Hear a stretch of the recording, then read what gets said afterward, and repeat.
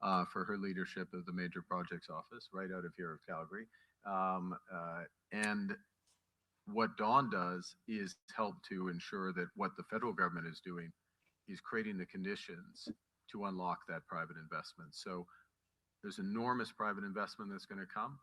And as the Premier said at the start, as I said at the start, and I'll finish, and that's for the benefit of all Albertans and all Canadians, including the fact that it will provide resources to government to support our vital social programs, educate our children, and move forward as a country. Thank you. Thank you, everyone. If we could just do the quick photo with the proposal book. Right in front of the podium would be great. Okay, I think That's it. I think that's no, that's not it. Let's see what's going on. There's going to be a photo op. They're going to sign some MOUs. Let's see what's going on. I just couldn't miss it.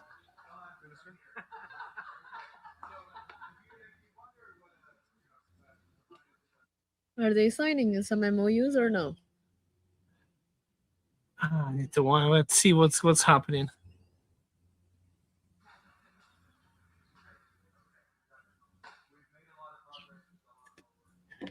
And something on my side is not working. I hope the live stream is working because this guy's already switched off the sound. For some reason I can't hear them. Let's try to hear if he's going to say anything. No. That's it.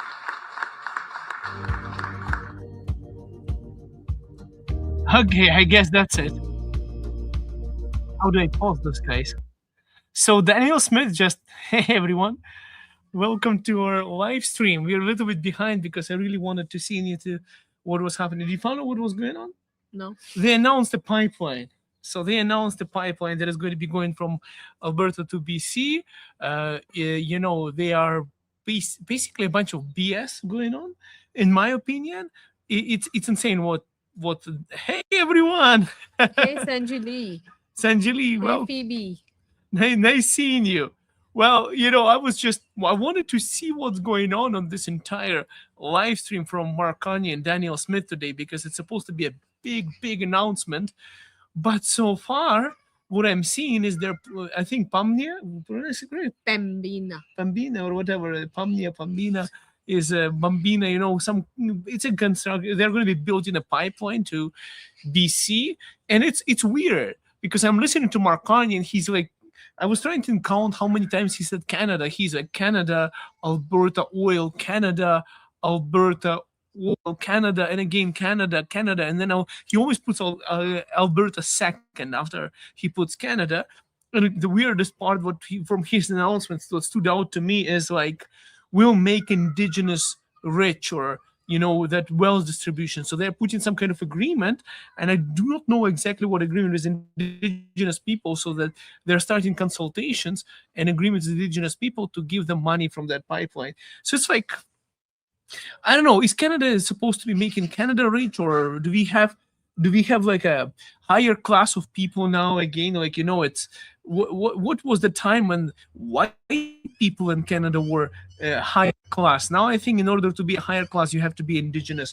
Like, we're not all equally treated. I mean, Mark Carney has a closed club of people now, and I don't think even Indigenous people fall into that club. Probably a bunch of chiefs fall into that club. He has a club there. Did you know about that club? I'll tell you about that club. There is a club of wealthy people that you and me are not a part of.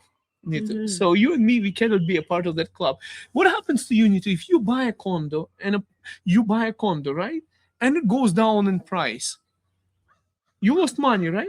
Mm-hmm. But if you were wealthy enough, Nito, and rich, and you were building a bunch of condos in British Columbia, you know, and you are about to lose $1.5 billion, then I just have to give some donation for their campaign, and maybe I will surprisingly just get 1.5 billion or times 2, 3 billion, just so that. The problem is, you and me, we cannot afford taking Mark Carney for a lunch and spend $25,000 for that lunch.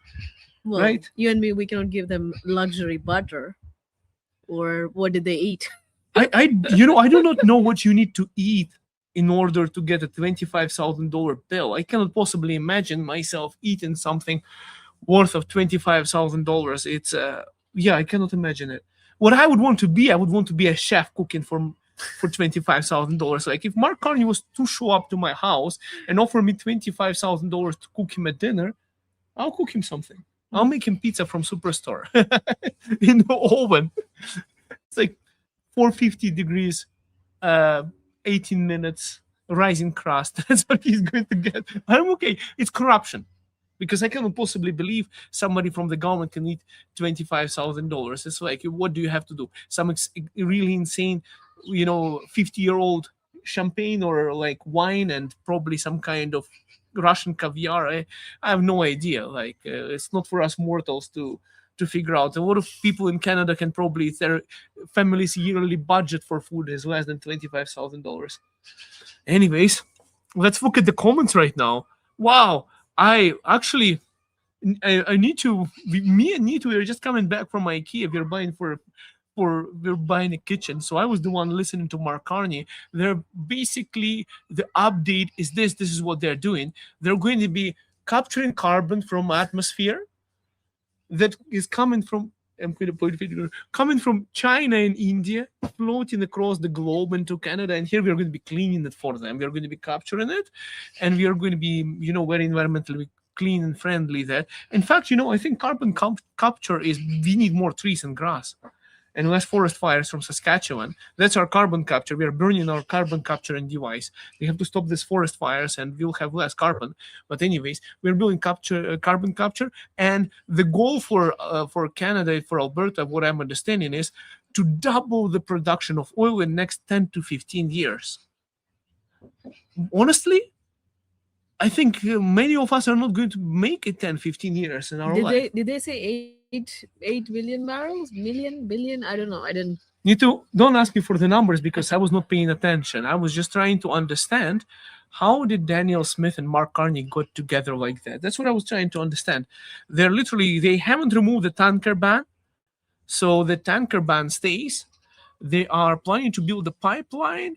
And it's a delay, it's a stalling tactic for us, for our suffering. So from what I'm seeing for Albertans, what is 10, 15 years? China would build a new country in 10 to 15 years. Even communists had 5-year plans. This, we called it 5 year. I don't know how you call it. Did you have anything like that in India? Yeah, we have 1 year, 3 year, and 5 year plan. And that usually comes before they get into power, and that is the reason when people go to elect them, for their voting, that's the reason why they are being elected. Well, so lucky for being Carney, he didn't even had to make any promises. He just got into that position. I just read Phoebe's comment and I almost spit my whatever I was drinking on the screen. Carbon capture, run around outside with a garbage bag, catching air. Exactly. Well, we are going to be building data centers. You know what? I was doing about research of data centers. On one side, it's a good thing. It's going to create thousands of jobs. But the downside of that, and this is why I'm thinking it's not a good thing for Alberta, the downside of data centers, like I like AI. I literally live in AI. If somebody was to switch off AI right now, I don't know what I would be doing. It's like the cell phones now. When I was a kid, I never had a cell phone. In fact, all of my friends had a cell phone. I never had a cell phone. I think you too, right? My parents were like, oh, you don't need that. You just go in. And, I had this phone where you had to spin. You spin, and then goes back, and then you spin, and then goes back like that to call. And sometimes you pick up the phone, and there is your neighbor talking to somebody, on the phone. I'm like, and I was a kid starting to make noises just to distract their conversation. But anyways, what I'm saying is, technology spoils us, but this entire data center, it creates jobs while they're getting built. And once it's done, there will be 35 people. They're saying 35 jobs running. There's a Ukrainian guy in Calgary who started his cleaning company. And how I know him, I helped him purchase a home. He started his cleaning company. He already has 10 employees. He started 6 months ago. So he's better than what our Prime Minister and, our Premier of Alberta can sign an agreement. He already created more than 10 jobs. Like he has, and he's still hiring painters, cleaners, and other people. And that's the person who was not too long ago was, searching for jobs himself. Now he has his own company. He started a commercial cleaning company, and they're just he's barely keeping up, and he already created more jobs than they're planning for us. 35 jobs. Data centers are going to be running themselves, and it's we'll create jobs while we are building them, but it's So temporary solution. Isn't that how a country moves forward? You have to keep up the pace with whatever is happening in the world. Otherwise, you're just going to be like Cuba. Cuba. we are it's going to be worse than Cuba. What I was saying. At least in Cuba, okay, there it's warm. Yeah. We are living in a climate where if you don't have heat, you die. If you don't have, it's cold. When it gets cold, if you don't have heat, you're done. We're actually living in the crazy times. The rivers are rising in Alberta. We have these floods going on everywhere. It's it's insane things. I was watching Berta Proud Dutch showing the levels of the rivers in different rural Alberta places, and I was like, wow, this is we're going to soon get washed off here. We have a pretty severe climate here, so we need, we cannot allow ourselves to become Cuba, or we could become Venezuela. The problem is, the mosquitoes, guys. I don't know what the hell is going on. They're sitting on my head. By the way, I have this awesome hat. Check this out. The North. I don't know if you can see it. The North stands free, and it has Alberta on the side. Alberta Pin sent me this hat. Thank you so much. This is actually a pretty cool hat. I never had such a cool cap. I think the most expensive cap that I ever owned in my life. I'm a cheap guy, so thank you for sending this over, Alberta Pin. And I didn't give one pin to Nito, but see Nito, That's good. I have. By the way, if I meet you on one of those events, I don't know how to remove it. I have a bunch of these Alberta pins. If I meet you in person, I'll give it to you. We're coming for the Stampede Breakfast. It's organized by Keith Wilson. Keith Wilson. I think that's on July 11th Cannot remove it. at Ranchman's in Calgary. So hope to see you guys there. Yeah, if you let want, let us know who will be joining there. So it's going to be a it's fundraising event. It's free. You can go and sign up on Ranchman's website. It's a big, like a cowboy ranchman kind of style of a restaurant. You can go and get it, sign up for free. It's I think Keith Wilson is paying for it. And if you want, it's a third-party advertisement, so they're going to be collecting donations and stuff like that. So it's a fundraising event. But if you don't, if you just want to get some pancakes, we are going to be there. Because with the kids. Actually, you know what? I'm always worried. Are they going to let us in with the kids? I think they should be. I don't think there will be liquor and pancakes going on. I'm by Edmonton, not going to Calgary. Oh, yes. I actually wanted to go for Canada Day with Alberta flag and see the reaction of Forever Canada people. But luckily for me, John did it. He did it himself, and I was too busy painting. I still have paint on myself here. We literally need to get our basement done within the next 2 weeks. And what am I right now? I'm a drywall, framer, electrician, and now I'm becoming a painter. I think painting part is the one that I don't like the most. I don't know why. It's easier than drywall, but it's annoying. I'm tired of paint. My paint is everywhere in my hair and all my clothes and everything. Let's see on the comments. Am I missing something? We are. Let's see what Regine is saying. We are 10 years in communism, and I saw in the last 90, 100 years of communism, USSR, which is where Cuba, China, North Korea, and Venezuela only took them 30 years to get there. Yeah, it's the problem is, which country is that in South America? I forgot the name of that country. I really forgot the name. You might know in the comments if you let me know. There is a country I was just watching on YouTube yesterday that was a third world shithole in South America, and now it is basically so developed. It's a first world country in South America that they are sending their people to Venezuela and other South American countries to help them build their economy. Like, they literally in the past decade advanced so much. It doesn't take much time to go down. That's what I'm worried about Canada. That's what I'm worried about Alberta the most. It's not going to take too much. Venezuela. Oh, we got a super chat. Or no, it's a member. Oh, yes. Sorry if I missed any meeting, any of you at Versal Stop Cafe yesterday, but July 1st, I've had nearly 30 years. But the best July 1st I've had nearly 30 years. Whistle Stop Cafe had the event. Okay, that was we didn't go there. I want to go to every event, but the problem is the life kicks in between. It's and Mirror, Alberta. It's too far. I guess it's not too far. It's like Red Deer, maybe a little bit, 15 minutes more. It's not bad for us to drive. Mhm. You know, I want to go there. I want to meet Chris Scott. It would be, yeah, I met him before. It's awesome. Paraguay, I think so. I think it could be Paraguay. Let me check.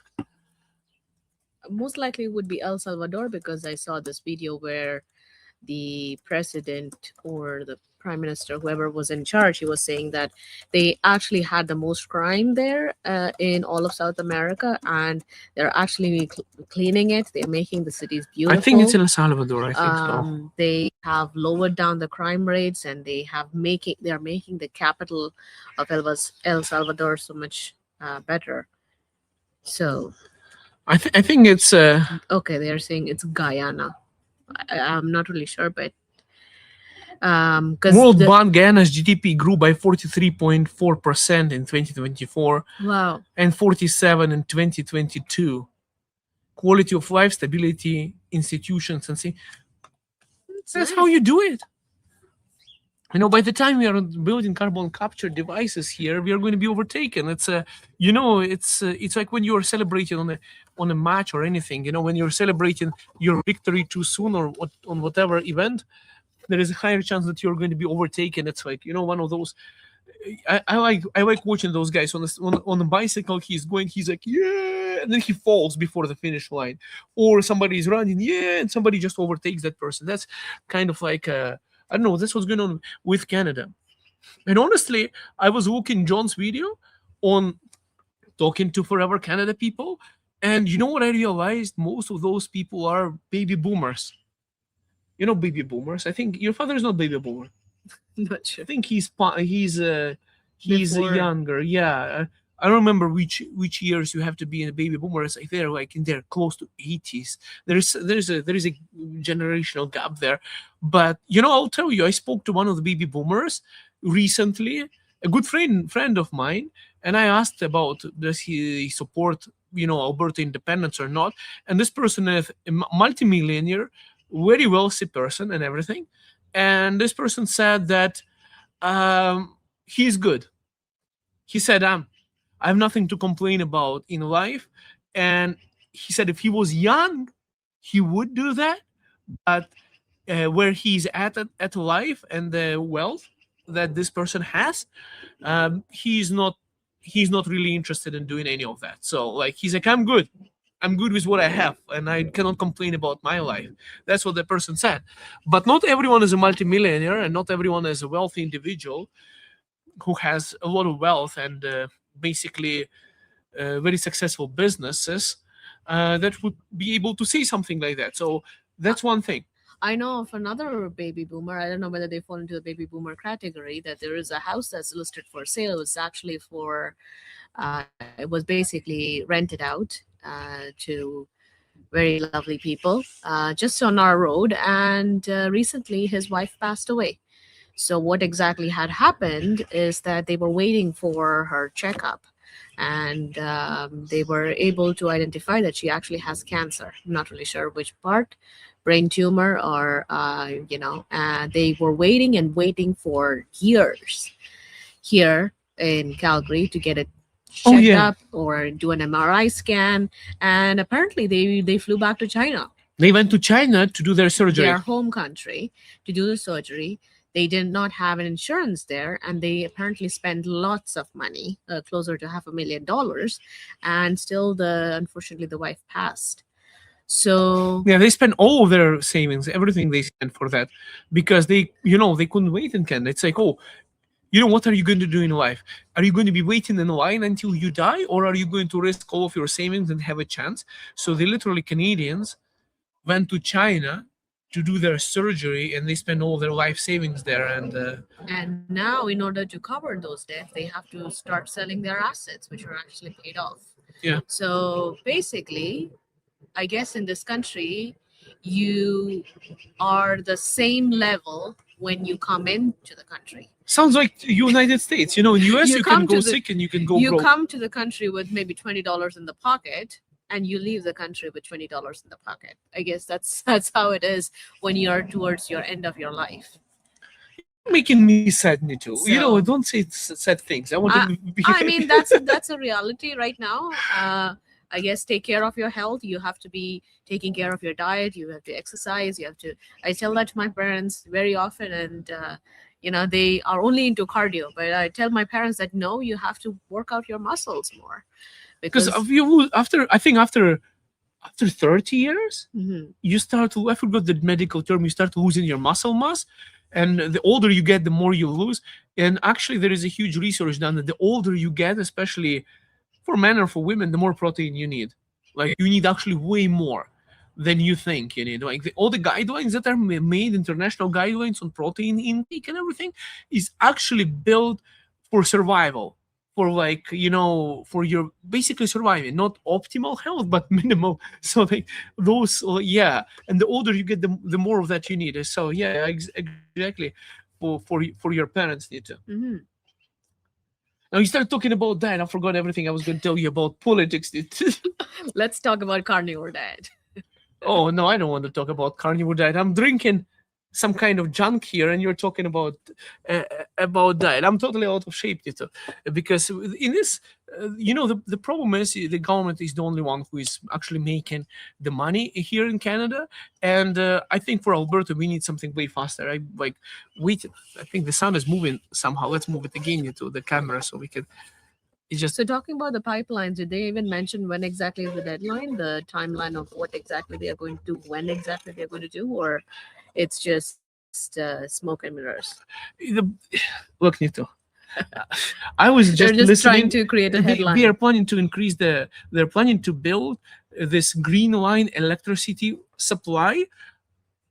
I might call it something else, but I think it's green line. So they're trying to put infrastructure to supply electricity, and a good part they're going to be using Alberta's basically energy resources for data centers. And they're saying, well, this is going to be a global superpower. Now the problem is that the data centers headquarters are actually going to be in the US. So we are going to be training the AI here, but the entire AI is going to be basically on their servers in the US. So it's going to be like a muscle for the AI here for training and developing AI, but we are not getting any part of it. Finally, where is my phone? We got Fable 5 back.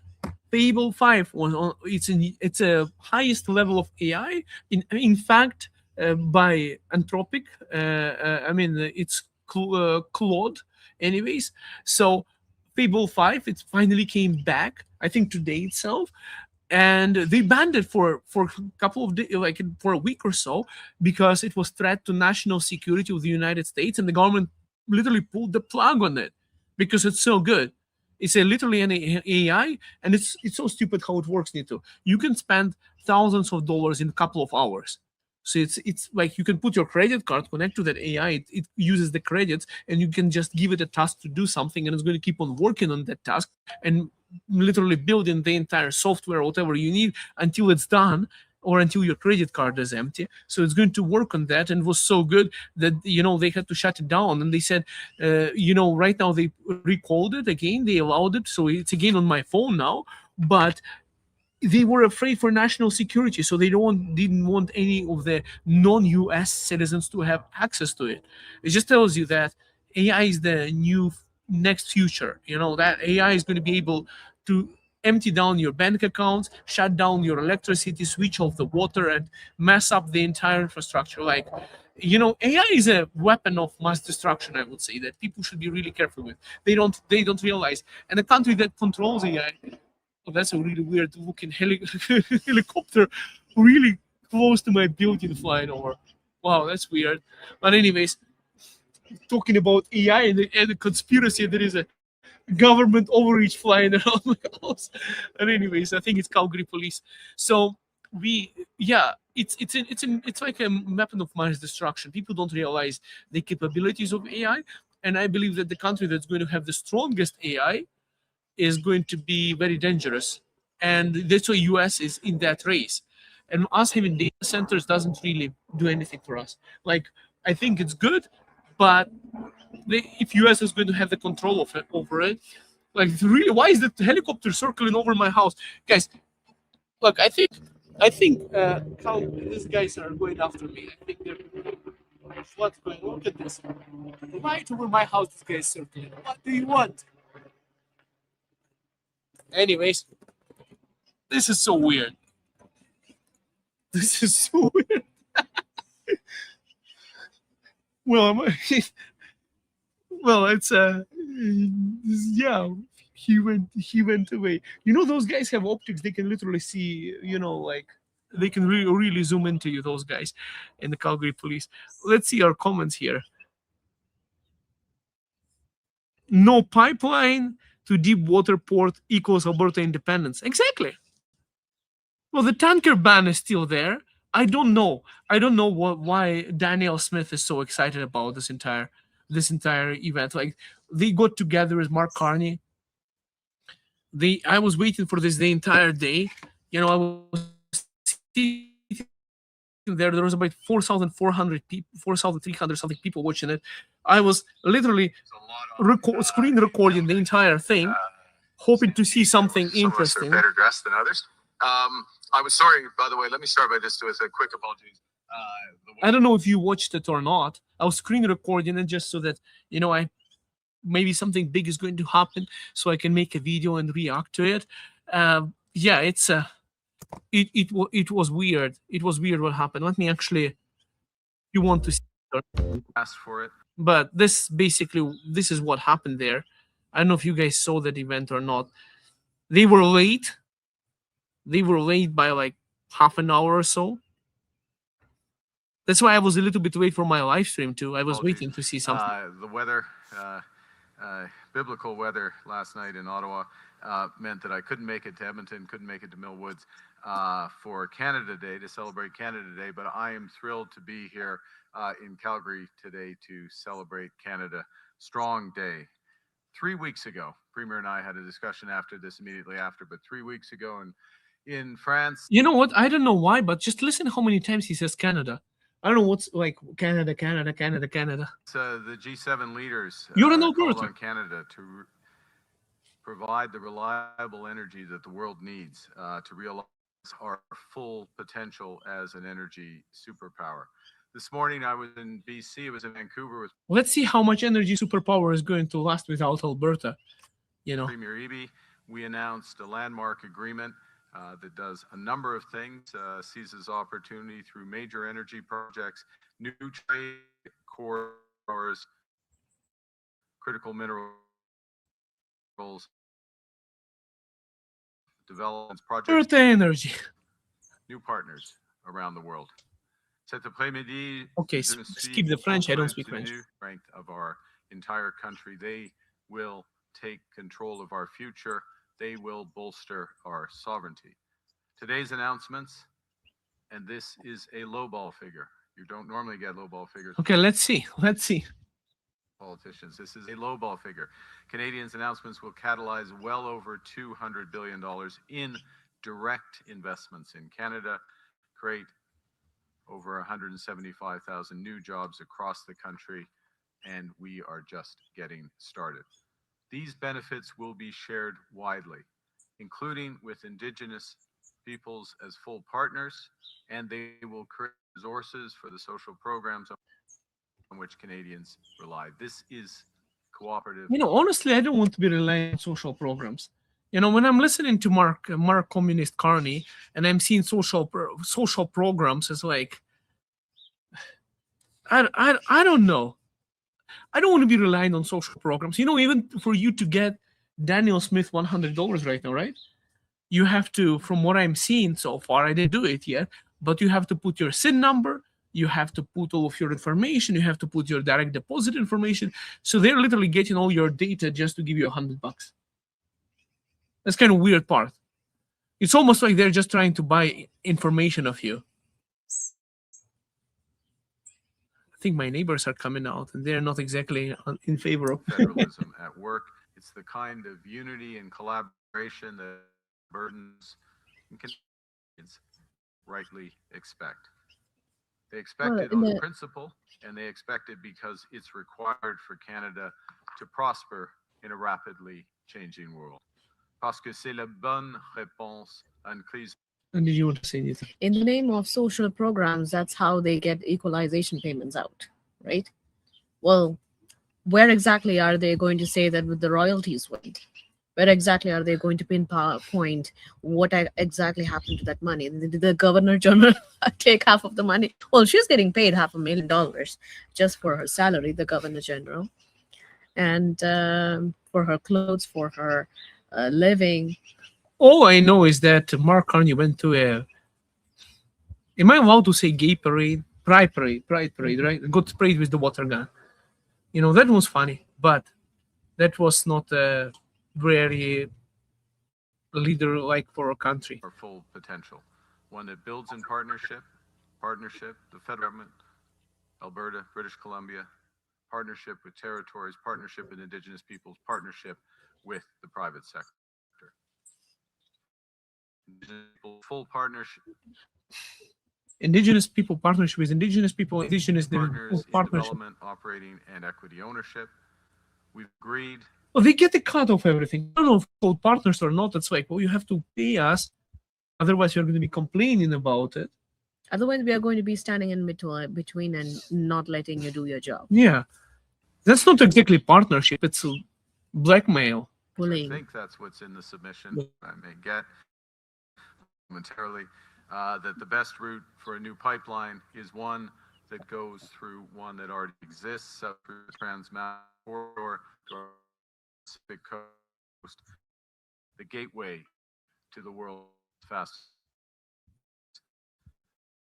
We've already agreed to reform carbon markets so they promote real emissions. I know it's not.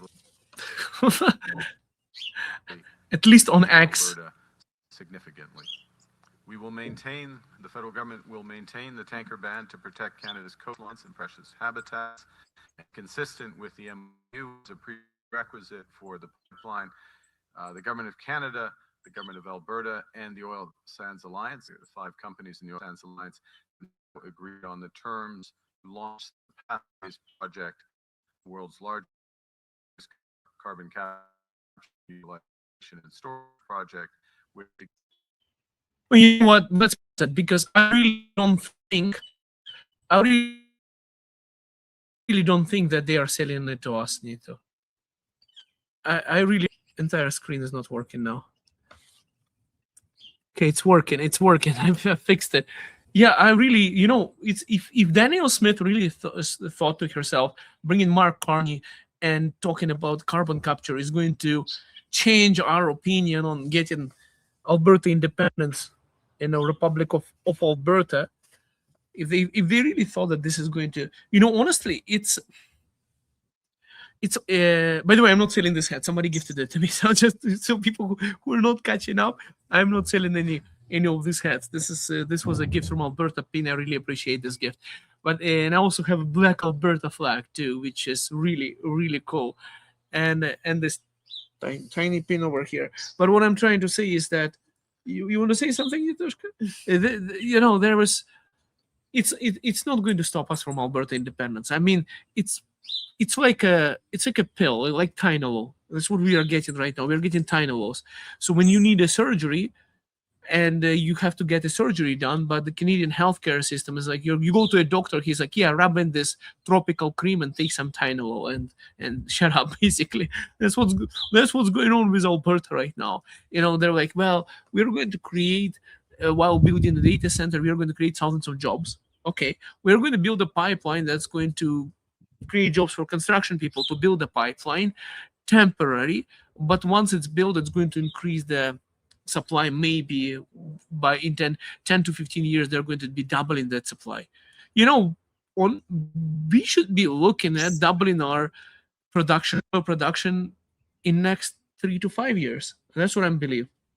We should be faster. And honestly, Nitu, this is what I wanted to cover today also about where I started talking about that wealthy person that is baby boomer. I wanted to tell you I was watching, I think it was John again on his video, and he was said something like that. Oh, we are very grateful to baby boomers because they built such a country as Canada. But I want to say something that I don't know. Some baby boomers who might be watching it might not like me for that, but a lot of baby boomers are actually supporting Forever Canada. But I'll tell you something about that generation that I see. What we have right now is basically what they built. That's for sure.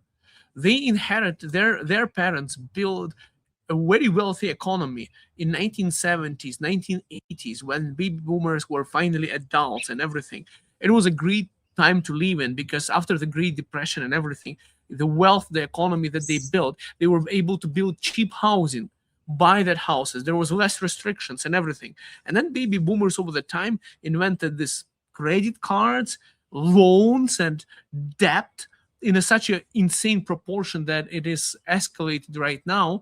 They put in the regulations, requirements to preserve all communities. They put in the new regulations for home buyers, all the stress tests, and permits for building the houses, and for the new land development. All that bureaucracy has been over the decades, it has actually been created by baby boomers. So I kind of not saying nothing too bad, but why the housing is unaffordable is because of those guys being in power for all those years and pushing those policies to protect their own wealth, their houses that they purchased when they were young, so that it grows up in price, and making all the bureaucratic processes close to impossible to get new land, to get permits to build new houses, and the regulations to develop the communities too, so that people cannot.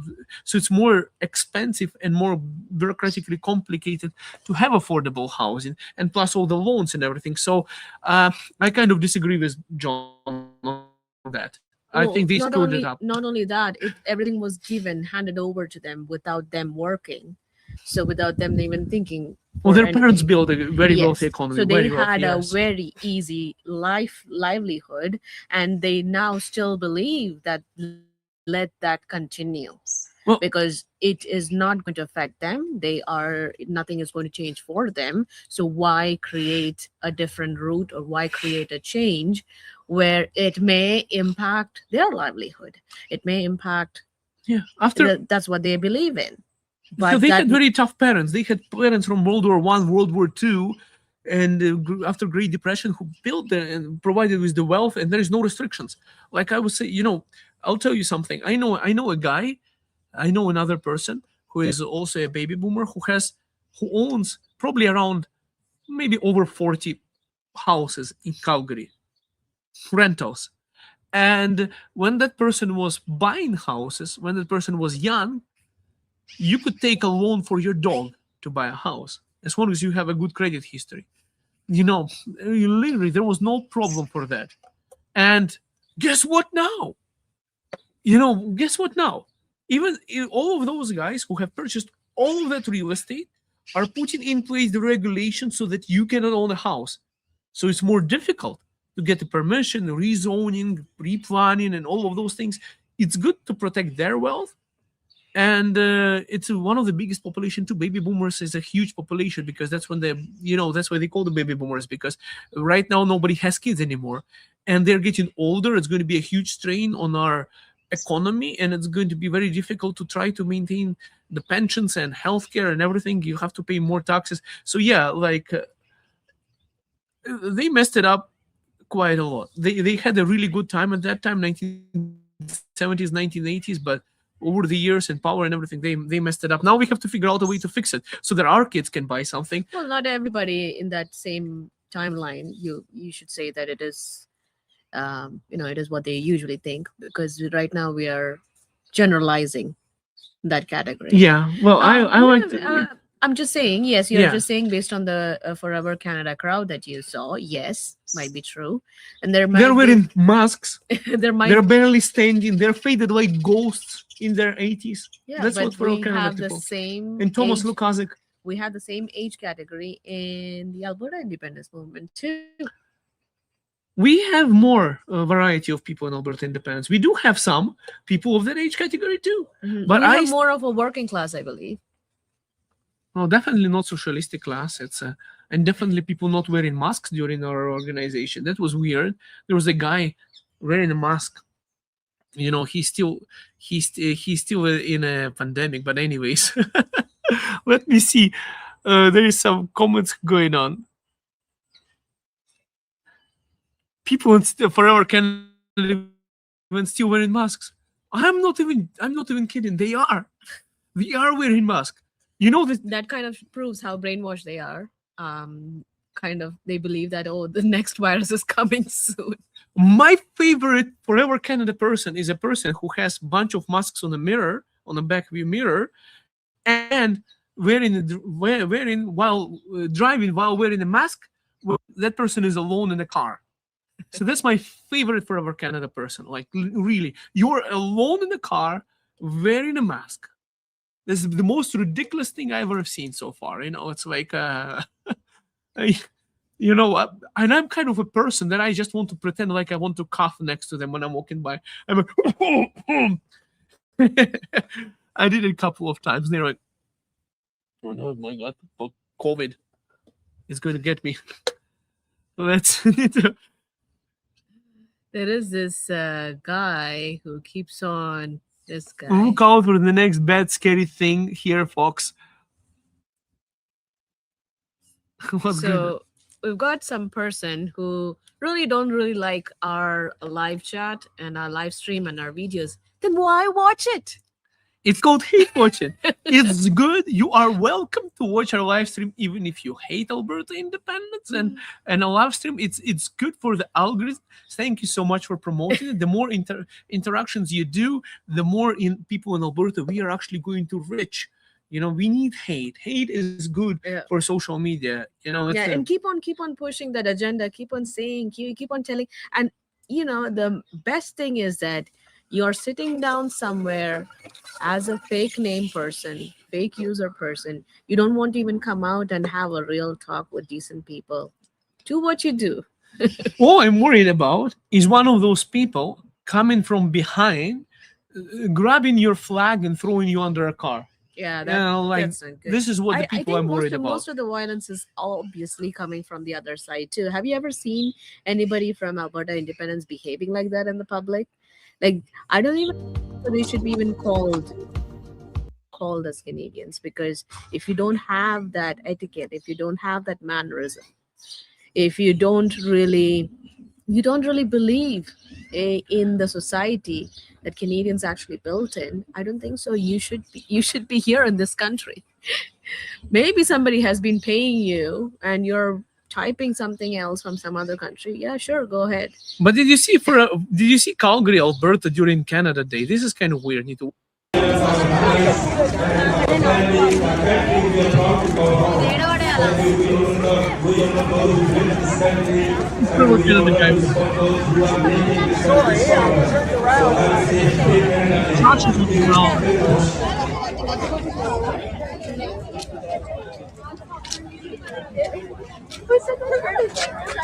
I don't know, it's weird to me. I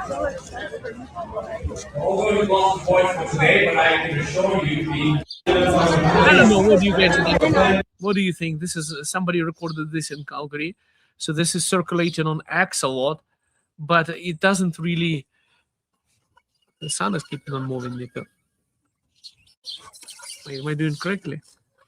It doesn't really feel like too much of Canada for me. I don't know. It's kind of. Let me try to lift this camera a little bit, because there is sun getting into the lens. Then we cannot see properly. It looked weird to me. It doesn't really look like. I don't know. It didn't. It looks like Ontario somehow.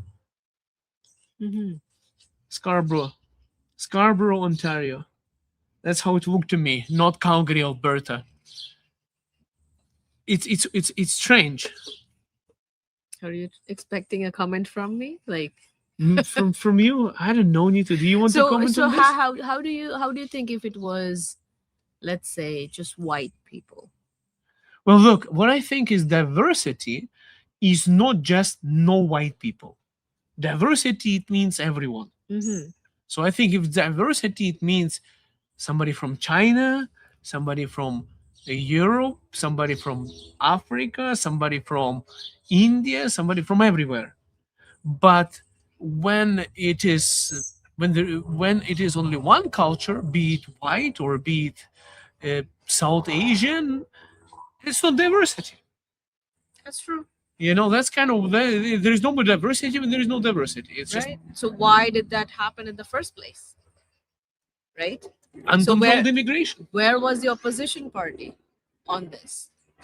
Why did the ruling party versus the opposition party allow this to happen? Well, I think at some point they thought might be a good idea to get more votes, but if they're opposition, how are they supposed see, to? the thing is that the main idea of such videos is to promote hate. There's no doubt on that. Okay. Yes, there is a certain kind of people that people don't really like because of the mannerism, because of the assimilation problem, because of how they treat their communities, how they their cleanliness or their mannerism, their etiquette, their language barrier, they don't want to talk English. Yes, there is a problem there.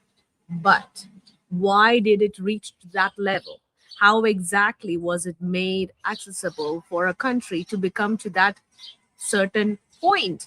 There has to be some kind of currency exchange that should have happened, right? So these people were promised something. Yeah. They said, No, okay, they're not. It's not their fault. it's not their fault. It's not their fault. Yeah. So But in Mumbai, when we went to Mumbai, I think there was about the same amount of white people in Mumbai, because a lot of white people go to Mumbai. But- for tourism and everything. but This what I'm was kinda saying weird. is that such videos are created and posted online for hate on a particular race. It's good. It's not good at the same time. But why are we doing that? Yes, there is a problem. Let's address the problem. Let's tell those people how exactly you should be doing that. Why exactly aren't these mayors or MPs actually coming out and saying that, okay, this is not allowed or this is allowed? And it's not the problem for the people. It's not the problem of those people who are there. It's the problem of the politicians that are, basically what I'm seeing is Canada as a country is wiping out. So it's going to be something else. Yeah, It's going to be different. that's true. But it's also out of context. So that's just one frame. Mhm. And if you show it to a certain direction and you purposefully record only cut out a certain segment of things, that you can change everything. It's when you're making a film or anything where you're trying to spread misinformation, you cut out the context. So you show 15 seconds or 30 seconds of something, then you cannot see the entire picture. But still, that's if you look at people who were born and raised in Canada, in Alberta, who were living here their entire lives, well, this is different for them. They're not used to that. And for me, as a person coming from India, I find it strange when you speak loudly in such events in a microphone publicly Mhm. in a country where that's normally is not the norm. What do you mean? I didn't get you speaking. So in that video, there was a person yelling on the speakerphone in some language. Oh, it was some other language. Yeah, might be. I don't know, Punjabi might be. So it's usually not. That's not the reason why I came to a different country. You know what I mean? Like I wanted to be much more civilized, much more calm, Mm-hmm. much more. How do you call it? Well, it's a first world nation. Yeah. So you came here for. I didn't want it to be in a fair or in a zone where it's like pachkado. You know what I came here for? First of all, like my loan is growing right now. I have to cut it. But first thing is, in what I see in Canada, you come and you see this, cut lawn, everything is clean, everything is beautiful. You have mountains, people, like working, being able to afford a car, a house, not having to struggle for groceries, for basic needs. That's what I was looking at Canada. Have I ever imagined that I'm going to come to Canada and I'll be like, oh, the grocery prices are getting out of hand. This is getting out of hand. This is too expensive. We need a 6-seater car right now, 7-seater car. What's the price of the Sienna that you're looking, used one? Toyota Sienna. 50 grand. $50,000. Holy crap. In Ukraine, you can buy probably 2 condos for that price, 2 apartments for 50 grand. Well, No, maybe one, a good one. That's another, reason why people who are not interested in politics, like myself, are here. We're trying to focus and know more about stuff so that we can be prepared for the future. Maybe not make silly purchases like cars. We are holding on to the money because you don't know what's coming in. You don't know what's the future is going to happen. Now, the Canadian dollar is tanking, by the way, if some people are following. So Indians are really happy, especially coming from India, because they can buy more Canadian dollars, bringing the money into Canada. I was talking to a couple of friends and everything, and yeah, it's they're like, woohoo! My money from India in Canada is going to be more dollars right now. So, yeah. So that compared to the inflation, with that money, what exactly you'll get? The price of butter, the price of milk, just basic food is just getting out of our hand. The craziest part is cheese. I don't know about you, Nitu, but milk and cheese in Canada is ridiculously expensive. This was when I first came to Canada. Also, like, in Ukraine, beer, bread, cheese, and milk was so ridiculously cheap. It was, like, why do you think I was so fat when I came in, Nitu? It's ridiculously cheap, but all the dairy products in Canada is like really expensive. Honestly, it's like, yeah, it's weird. It's weird in Canada. So, but it's been getting worse. That's the problem. How much is milk right now? $8 a can. I still remember it was $4.50, Mm. $4.57 or something like that. I don't know. People forget the prices. I still remember prices. When the butter was about same as well, not like $8. Right now you have to go to Costco to get a cheaper butter. Dairy cartels. That's true. Yeah, dairy cartels. Exactly. There's cartels everywhere. We've got beef cartels. And you know who is going to be negotiating with Donald Trump on the deal that we have, which we don't have, is this person. This one. I was going to tell you her name. So this is the person who's been there, basically a bureaucrat forever in Canada. And also, I like this one. This is what Trump posted. Need to check this out. Yeah, that's what Canada needs. The symptoms can be relentless. Fortunately, for someone been diagnosed with TDS, the symptoms can be relentless. Fortunately, I'm Dr. Trump, and I have a treatment plan. Let's hear what some of my patients have to say. I have been suffering for over a decade, and after listening to Dr. Trump, No, you don't like it? I don't want to watch AI videos. Come on, it's. I think AI could be a curse, but it could be a blessing too. So it's. He put this on top. She hates Trump. I forgot her name. She used to be my favorite. Yeah, she used to be my favorite actress when I was a kid. But I don't know what happened to her. Like after I thought I was a lost cause. This was gonna affect me for the rest of my life. Who else did he put there? I didn't even watch the entire video. He put all of these people who don't like him there. Fake news. Say your prayers, and if you ever feel anxious, just have a Diet Coke like me, and you're going to see a remarkable difference in your life.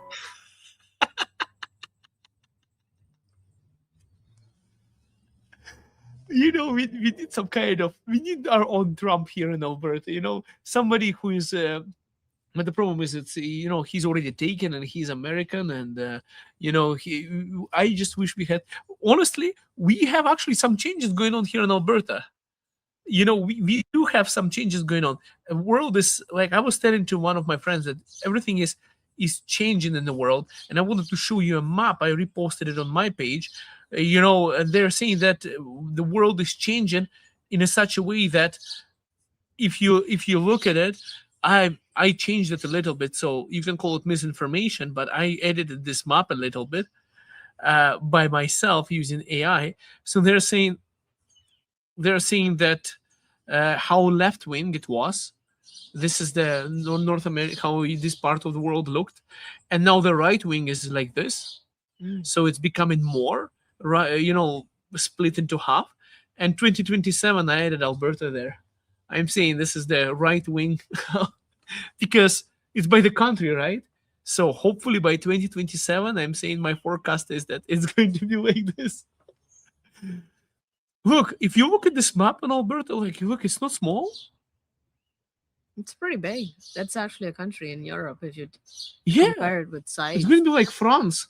It's going to be size of France, the size of Ukraine. Like, look at this chunk. And they're saying, oh, you cannot be entire country. Well, that's pretty big to me. I don't know if it's, I hope the AI got the scale of the map correctly, but. Oh, but it's landlocked. Well, landlocked. Look, you can build a pipeline. It's already there. We are landlocked right now. But are you going to give the pipeline and give all your resources to Trump? Trump is going to rule over you. Look, United States, where are they? They're right here, right? So they have so much of police force, more than Canadian military does. If they really wanted to go, they could send their sheriffs to get Carney and arrest him. Oh, but Trump is just going to use and throw you. Look, it's the biggest, most powerful economy and military in the world right next to us. Luckily, they're on our side, and they've been protecting us in Canada. So if they really wanted to take, they would take Canada. They can't take Canada right now. And what do you think? Who's going to protect you? UN, they're going to veto it. And UN is absolutely ballless? Yeah, it's absolutely useless organization. And NATO, well, Trump is part of NATO as well. And who in Europe would want to go against NATO? Against you. Like, if they were to go right now and take over Canada, which I don't think is ever going to happen, it's going to be weird. China is going to be laughing. He'll be like, wow. They'll be probably not happy about it but nobody's going to do much about it, to be honest with you. So they could do it. I don't see I don't see the force that Canada could protect Alberta from US. Canada could not protect itself from US if something was to happen. So that's what I'm trying to say.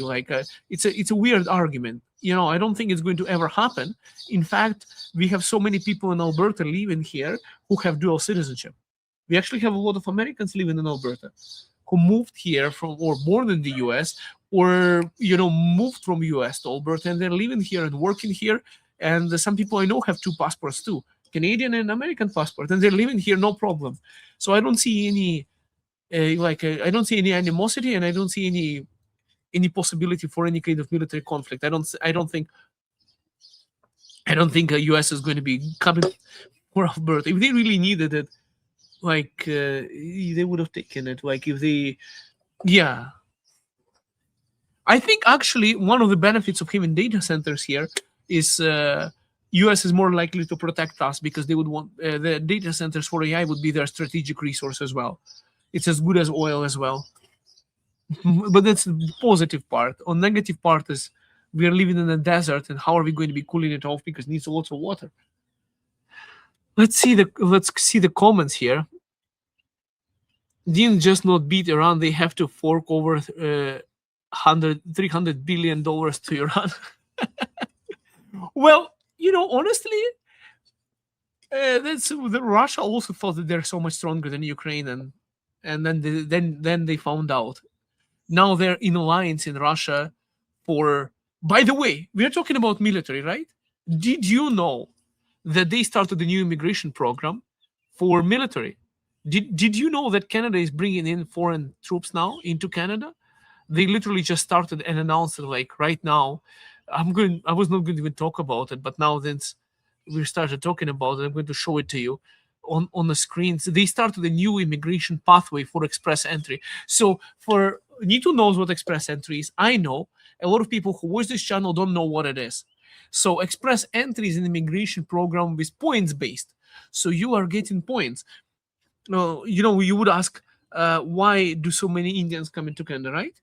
I'll tell you. Because I had to learn English. And Nito in India, they learn English from school, from the beginning.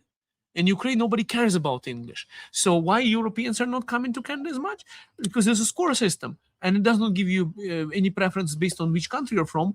And if you get a higher score in English, plus education, plus age, plus this, and by default, people in India, a lot of people already speak English, way better than anyone in Ukraine would. So let's just compare Ukrainians versus Indians. No chance. like you have to be. It's very few people in Ukraine will be speaking English good enough to compete with anyone. Because you're not in India. colonized by Britons, by Britishers. No, we're not colonized. That's But we well, it was the same thing with the Philippines too. well, they too, yeah. Yeah. I don't know All anyone. the Commonwealth countries.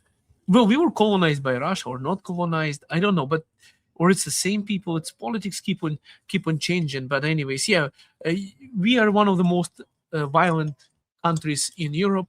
We had literally conflicts with everyone. We have 7 neighbors nearby. We had conflicts with all of them, including Genghis Khan grandson. I don't see what's Phoebe saying. I don't know. Let me. Somebody's smoking grass behind my back. I think Forever Canada people are trying to smoke me out of my backyard. You know, they're trying to make me liberal, but it's not going to work on me. Let me show you what happened here in Canada. This is what the Express Entry program is. We're also adding categories for candidates with work experience in transport occupations, including pilots, aircraft mechanics, and inspectors. We've identified these sectors as areas in critical need. Strengthening those helps us move goods across the country and to new markets, supporting trade, supply chains, and economic resilience. And finally, we are creating a new category for skilled military recruits to attract highly skilled foreign military applicants. Eligible recruits with a job offer from the Canadian Armed Forces, including doctors, nurses, pilots, can be invited to apply for permanent residence. They will be subject to the same security and all military requirements. This new category will support our government's commitment to strengthen our armed forces, to defend our sovereignty, and to keep Canadians safe. This category and other priority categories supports Canada's defense industrial strategy, which Prime Minister Carney announced yesterday. Well, I hope they're going to recruit some Ukrainians from this category. I really do hope, because you know there's Everybody's trained. everybody's ready and trained for. They didn't for the mention any military. English requirements, right? Well, I don't know. How are you going to follow orders if you're like not understanding English? It's like They've already shoot that way or what? Like They've already recruited French immigrants from Africa. the problem is And they are having a problem taking orders from a woman who's an officer. Well, there is a trade-off. This is what you get. I mean, this is what you want, and this is what you get. If you want somebody who is going to respect a woman's rights, you get somebody from a country that respects women's rights. Let's say you have to select cultures that you want. If you want that, that's if that's the you set up a certain criteria what you want, and you exactly get what you paid for. They want to save up money, get military so broke that Canadians don't want to go and serve in that military, and then bring somebody from a third world country with a different cultural and mindset, and don't tell them to assimilate or change. That's what you're going to get. I mean, that's that's an orchestra that you hired to get, and so you can complain about it. My biggest worry for that is that first of all, would this kind of army be loyal to Canada? Or are we going to get a bunch of Chinese troops working for sleeper agents? Not only that, it's actually an easier way to defeat a country from within. If you have any enemies from the outside of the country and they come into a country saying that, oh, we have so and so experience, let us be permanent residents, it's very easy to destroy a country from within once you know what the army is all about, once you know how the entire specifics work, once you know the main core of defense. Well, once you are in the Canadian Army, you know what they're learning, what their defense strategies are, where their military bases are, what the encryptions they use for communication. You can penetrate every segment of the army. It's kind of weird that you're bringing in foreign nationals to defend your country, exposing them to potential information that would be useful to the countries where they come from, in case of if they are working for another government, because they are literally permanent residents. It means they're citizens of other countries. They're not going to be as loyal as to Canadian army. But the other reason I see it more malicious is that if you tell somebody in Alberta to go and like in Russia, when there was communism going on, and the King's Guard, that's why they killed the king, and communists were protesting there. They on a downtown square, I think they shot like 900 people or so just from machine guns, because there was an order. So if there was something like that to happen in Alberta, there's, let's say, forever Alberta protest going on or something, lots of people, and somebody's going to bring Canadian army and tell them to attack their own people, I don't think any Canadian person is going to be following that order. It'll be like, you know what? I'm disobeying that order. I'm not going to be shooting at my own people. But if it's somebody coming in from third world country and they're like, well, you know what? I'm 1 month away from getting my PR, so I'm going to do that. I have to follow that order. So it's either, a threat to national security. I think it's a threat to national security in any way. I think if you're in the army, you should be Canadian first, like not permanent resident. Like you have to have Canadian citizenship. Especially considering how they go through the immigration system here. There are so many loopholes that people can just escape. They have been giving permanent residence for Iranian jihadis. Have you heard that news? The Supreme Leader has been getting safe haven in Ottawa. So it's a weird times we're living in, yes. Honestly. So yeah, I mean, out in the political world, Carney is going out and saying that, oh, we condemn the moves of the Supreme Leader, we condemn the moves of violence. And then at the same time, you give such people residency. Well, it's just a threat to national security. It's crazy. But, on one side, national security, on the other side, it's a new immigration program to bring in more people into Canada. I guess that's what is called New World Order. I don't know what the hell is New World Order is. You know what? Does it mean that, everyone from South Asia moves to Canada and we move to South Asia? I don't know. Maybe. Just change countries. You know that the New World Order is you keep paying taxes and then they are going to be eating luxury butter.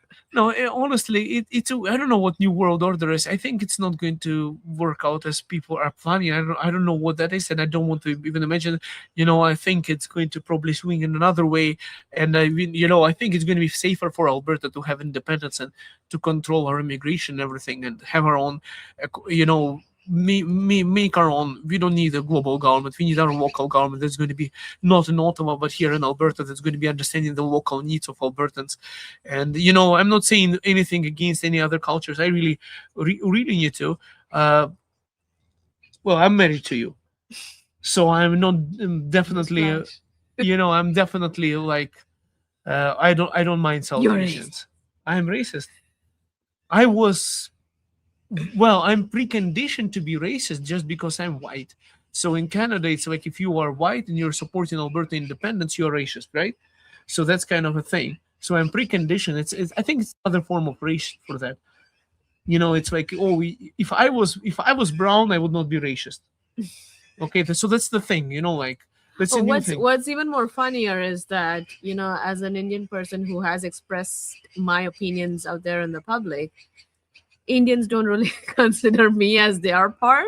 And at the same time, on the Canadian side, just because I look brown, Canadians don't really think that I'm on their side as well. So for me, I am just a person of nowhere.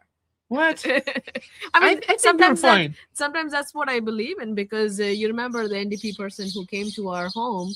He first actually asked if I'm the homeowner, because he doesn't really believe that most immigrants have the capability to become a homeowner. We have been asked this question a couple of times, if you remember.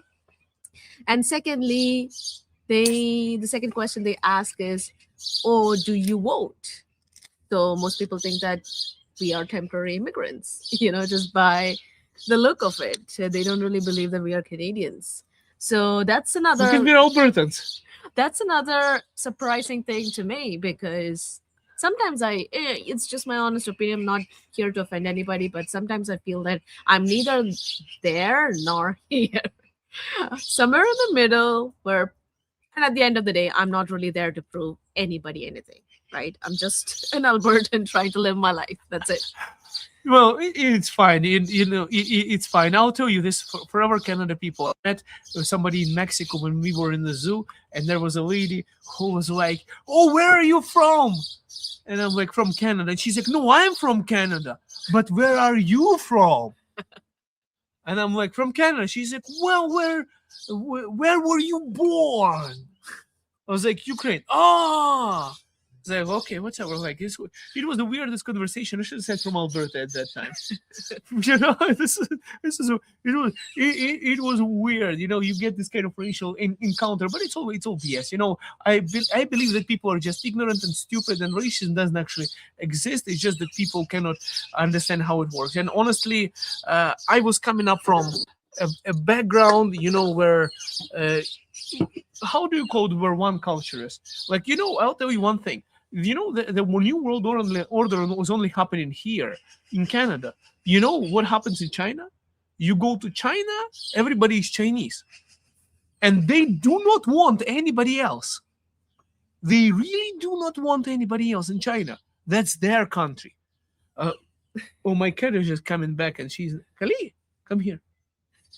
So, come. So, and there is a Ukrainian guy who is a YouTuber, whose wife is Chinese, and he had to get married with her because they don't want him in China.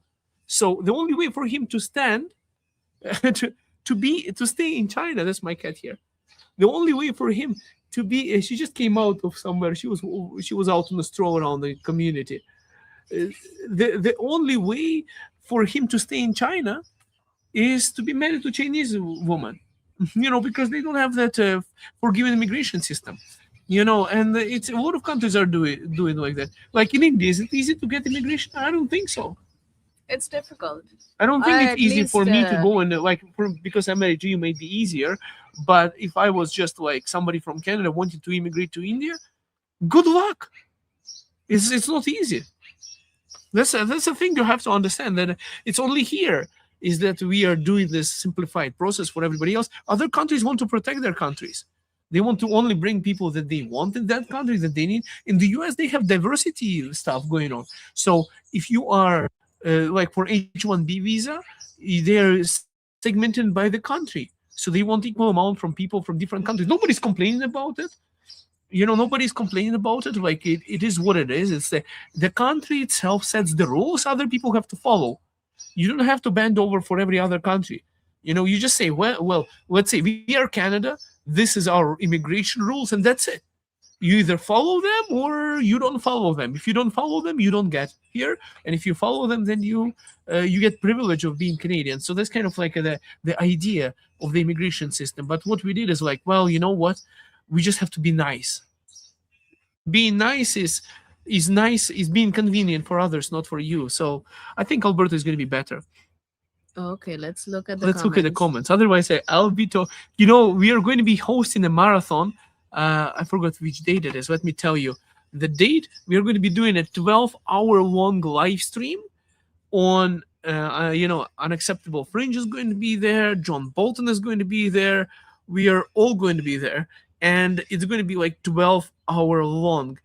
I'll tell you. Give me a second. I'm just checking the text message from John Bolton because he texted me exactly when it is. July 18th. It's going to be on the July 18th. We are going to have a 12-hour long live stream going on across all of our channels. And we are going to be doing the fundraising for the third-party advertisers. I think it's going to be 5 separate third-party advertisers that are going to be present. It's going to be like a link to one website, and all the advertisers, including Keith Wilson and others, are going to be there as well. And none of the third-party advertisers are going to be taking part of it. So we are going to be live streaming, but we are not third-party advertisers.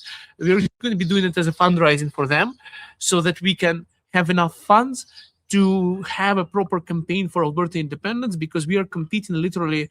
I think Keith Wilson collected already $109,000.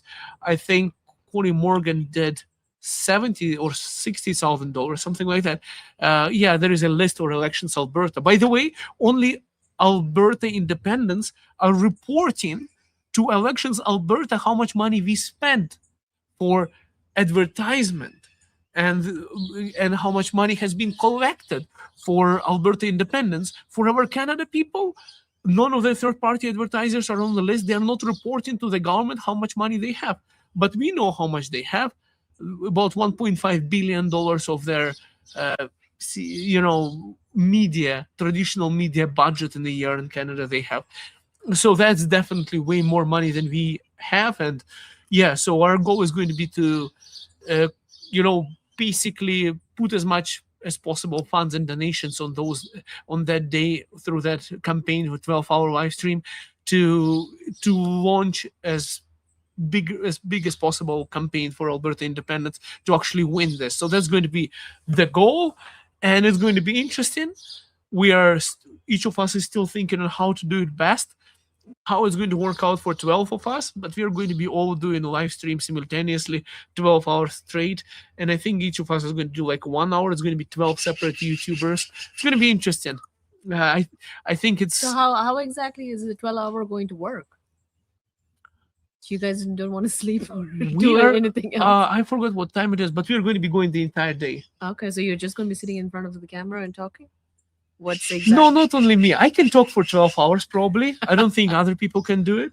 When they ask me, Igor, can you speak for an hour? I said, it takes me about 10 minutes to warm up, and then you just have to tell me when to stop.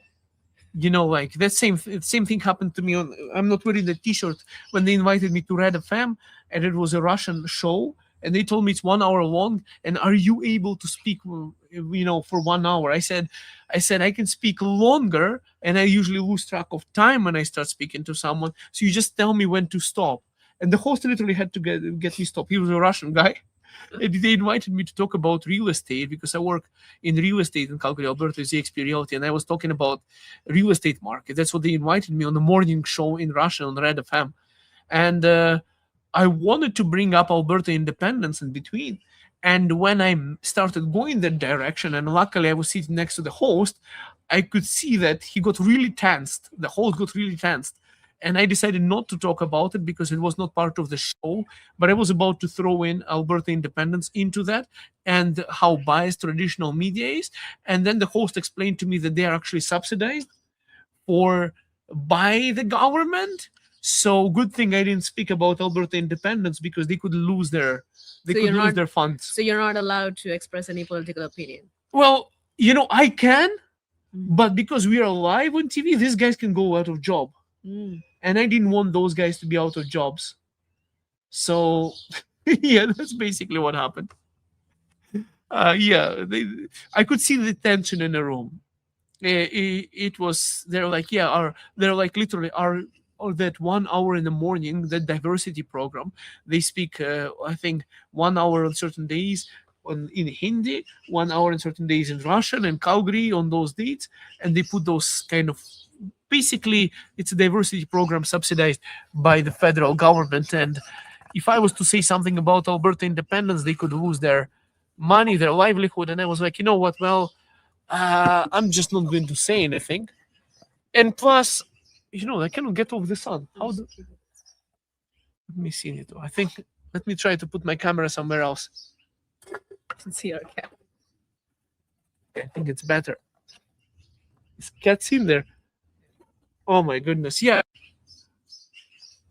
So that's basically what happened on that show. Now let me see the comments. I was reading some comments here. Thank you for letting my family who have been Thank you for letting my family who have been in Teresa in Alberta since 1880 remain and will be allowed to speak our mother tongue as well. I would still like this confirmed by my new leader. I think, somebody told me that at some point in Alberta, there were so many Ukrainian speakers that somebody even offered to put the Ukrainian language as a second language. I don't know if it's true or not, but that's what I heard from some people here, from who lived here for a very long time.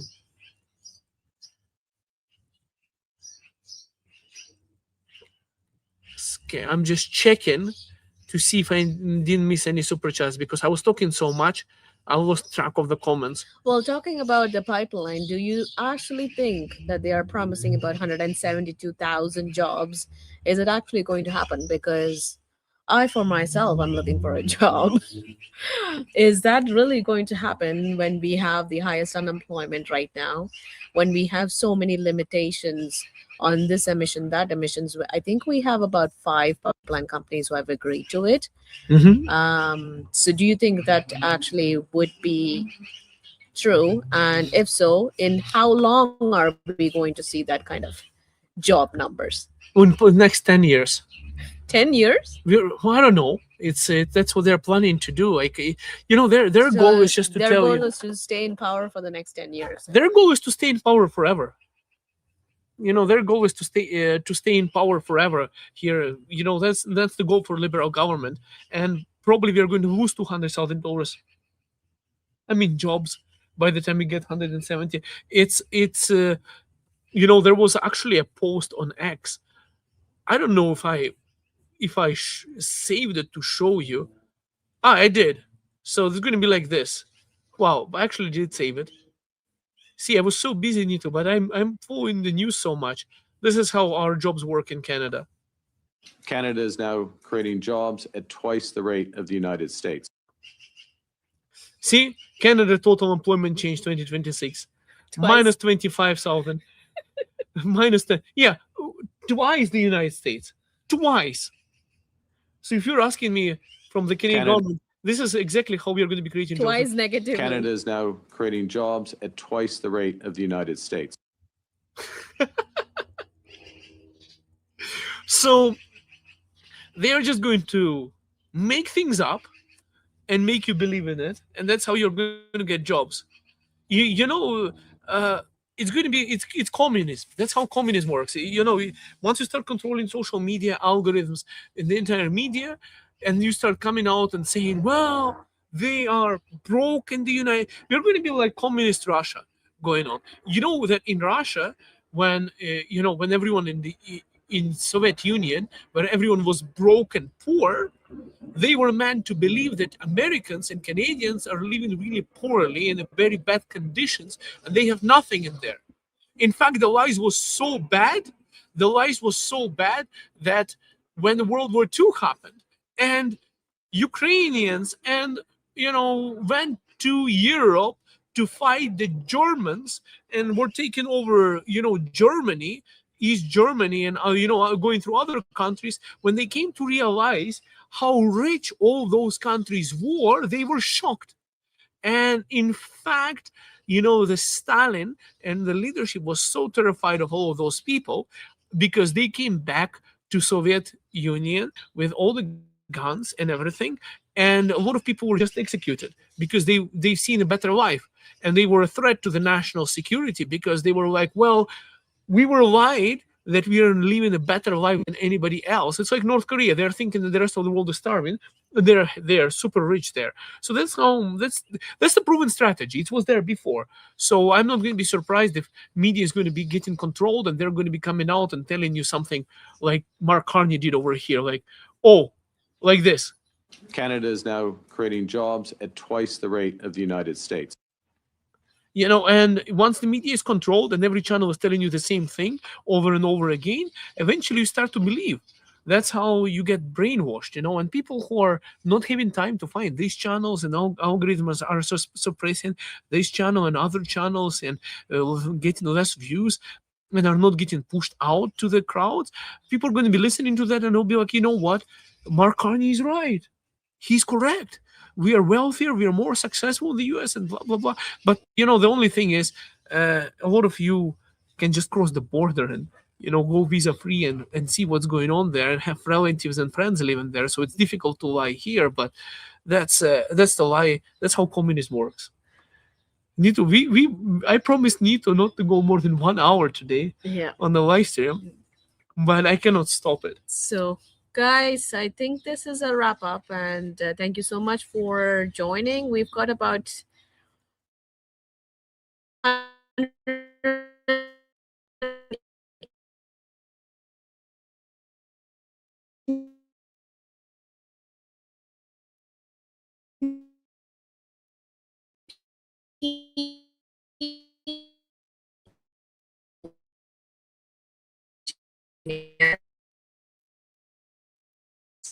hit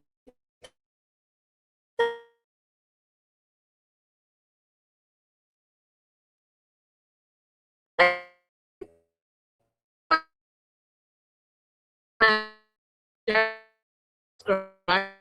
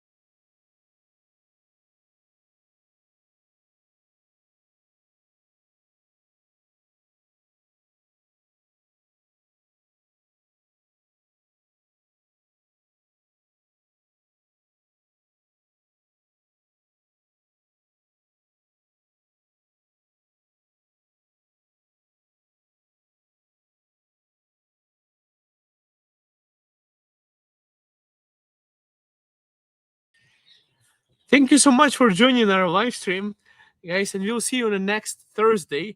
We had some Calgary police helicopter went flying past us, and the entire internet shut down. We were saying, me and Nit, we were just saying that we are going to be ending our live stream, and thank you so much for joining us. And we will see you on next Thursday by 7 p.m. Have a wonderful night. Have a good one. We'll see you soon.